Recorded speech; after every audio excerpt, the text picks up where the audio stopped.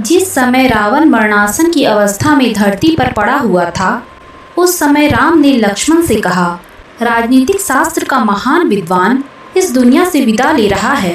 तुम जाकर उस प्रकांड विद्वान से कुछ जीवन की शिक्षा ले लो। भैया की आज्ञा अनुसार लक्ष्मण रावण के सिर के पास जाकर खड़े हो गए। रावण ने लक्ष्मण से कुछ नहीं कहा। तब लक्ष्मण वापस भैया राम के पास चले आए। राम ने इसे देखकर कहा, लक्ष्मण, शिक्षा हमेशा गुरु के चरणों के पास ही बैठकर ली जाती है। यह सुनकर लक्ष्मण रावण के पैरों के पास जाकर बैठ गए। तब महाज्ञानी तथा प्रकांड विद्वान रावण ने लक्ष्मण को जीवन की 3 अमूल्य बातें बताई। नंबर 1, रावण ने लक्ष्मण को सबसे पहली ज्ञान की बात यह बताई कि अपने जीवन से जुड़े राज को यथासंभव गुप्त ही रखना चाहिए। उसे किसी भी व्यक्ति से नहीं बतानी चाहिए, चाहे वह आपका सबसे प्रिय क्यों न हो। यदि वह रहस्य प्रकट हो गया तो उसका जीवन पर बुरा प्रभाव हो सकता है।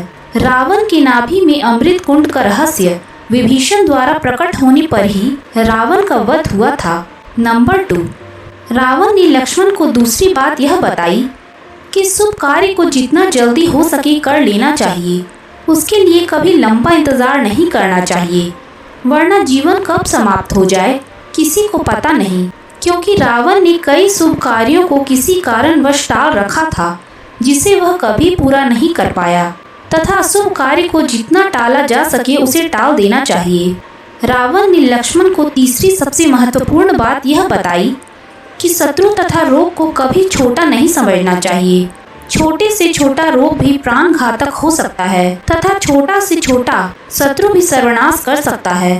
रावण ने राम, लक्ष्मण और उसकी वानर सेना को तुच्छ समझा था और वही रावण की मृत्यु का कारण बना।